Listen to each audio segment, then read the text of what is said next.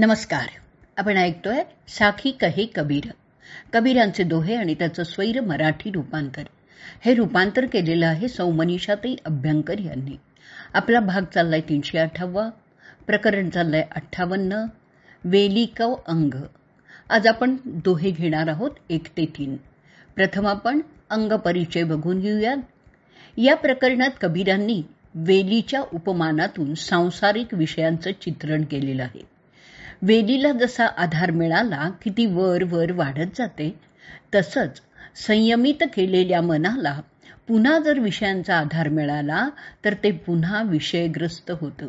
मायारूपी bell पुन्हा फोफावते. आता आपण ऐकूयात पहिला दोहा. अब तो ऐसी भय पड़ी, ना तुम बड़ी ना बेली, जालन आली लाकड़ी, उठी कूपल मेली. अब तो ऐसी भय पड़ी, ना तुम बड़ी ना बेली, जालन आली लाकड़ी, उठी कूपल मेली. कठीण शब्दांचे अर्थ ऐकूयात. तुंबडी म्हणजे भोपळा, जाळण म्हणजे जाळण्यासाठी, कूपल कूपल म्हणजे कोमल, मेल्ली मेल्ली म्हणजे पल्लवित झाली. आता आपण अर्थ बघूयात. पहिला अर्थ असा आहे की कबीर सांगतात की जाळण्यासाठी जे लाकूड आणलं आहे ते पुन्हा पल्लवित झालेलं आहे. अशा अवस्थेत संसार सागर तरुण जाण्यासाठी ना वेल राहिली ना भोपळा राहिला. दुसरा अर्थ असा आहे की आता अशी स्थिती प्राप्त झाली आहे की ना वेल राहिली ना भोपळा राहिला. आता रामाच्या कृपेने जाळण्यासाठी आणलेल्या लाकडालाही कोंब फुटलाय, म्हणजे सर्वत्र आनंदी आनंद झालाय. या दोह्याचा 2 विरुद्ध प्रकारे अर्थ करता येईल. संयमित केलेलं मन म्हणजे जणू काही वाळलेलं लाकूड आहे.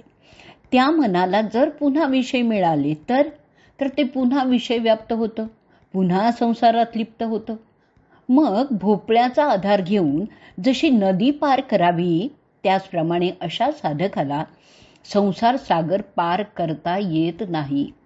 आता आपण दुसरा अर्थ जर स्वीकारला तर असं दिसून येतं की कबीर आपल्या अवस्थेचं वर्णन करत आहेत. ते आता संसार सागराच्या पार गेलेले आहेत. विषयांची वेल आता वाढत नाहीये आणि त्या वेलीला आता कर्मफळ रूपी भोपळाही लागत नाही. एखादं वाळलेलं लाकूड जाळण्यासाठी आणावं आणि त्याला जर कोंब फुटला तर त्याला जसा आनंदी आनंद वाटेल त्याचप्रमाणे कबीर आता ब्राह्मी स्थिती प्राप्त झाल्यामुळे आनंदातच आहेत. आता आपण या दोह्यावरची मराठी साखी ऐकूयात. आता ऐशी दशा जाहली, तुंबा राहीन वेली, जाळण्यास आणले लाकूड, पुन्हा पल्लवित होई. आता ऐशी दशा जाहली, तुंबा राहीन वेली, जाळण्यास आणले लाकूड, पुन्हा पल्लवित होई. पुढचा दोहा ऐकूया दुसरा. आ गई दौ जलई, पीछे हरिया होई, बलिहारी तांबिर शके, जड़ी काट्या फल होई. आ गई दौ जलई, पीछे हरिया होई, बलिहारी तांबिर शके, जड़ी काट्या फल होई. कठीण शब्दांचे अर्थ ऐकूयात. दव दव म्हणजे वणवा, बिरश म्हणजे वृक्ष. याही दोह्याचे 2 भिन्न अर्थ आपल्याला करता येतील. पहिला अर्थ असा आहे की दावानल पुढे पुढे मायारूपी वेलीला जाळत राहतो आणि मागूनही वेल पुन्हा पल्लवित होते.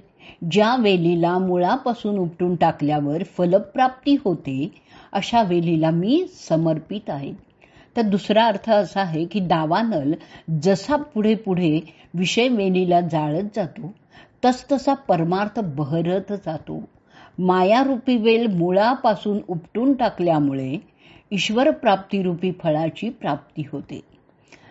आता बघा, याही धोयाचा दोन भिन्न प्रकारे अर्थ आपण केलेला आहे. दावानल जर वेलीला जाळून टाकेल तर तिला पुन्हा कोंब फुटणारच नाहीत ना. पण ही वेल आहे ती विषयरूपी वेल आहे. कितीही चाळली तरी त्या वेलीवर विषयांचे अंकुर हे फुटतच राहतात आणि जीव विषय विषाने व्याप्त होऊन प्रभूला अंतरतो. पण ही मायाच जर समूळ कापून टाकली तर त्याला ईश्वर प्राप्तिरूपी फळ लागतं.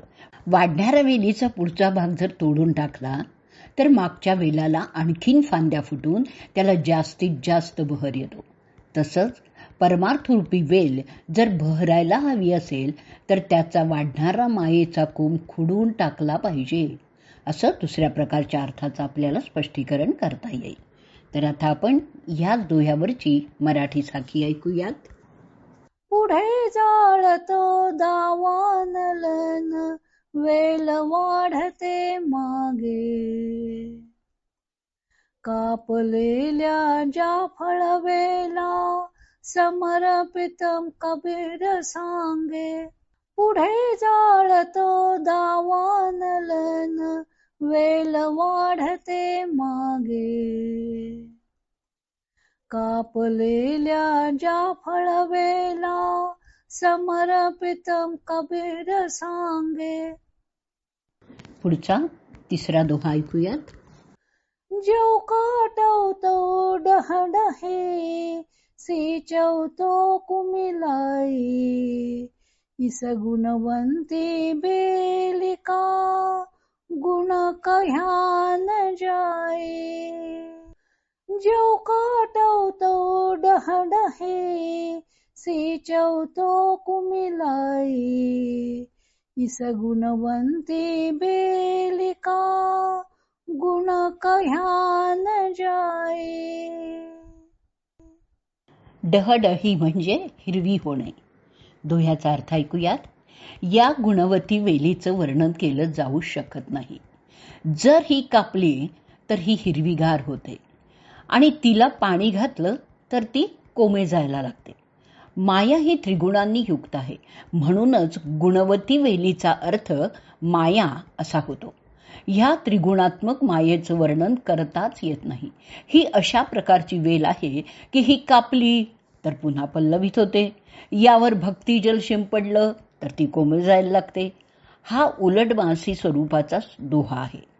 एरवी बेल जर पाणी घातलं तर ती बहरते आणि मुळा सकट उपटली तर ती मरून जाते.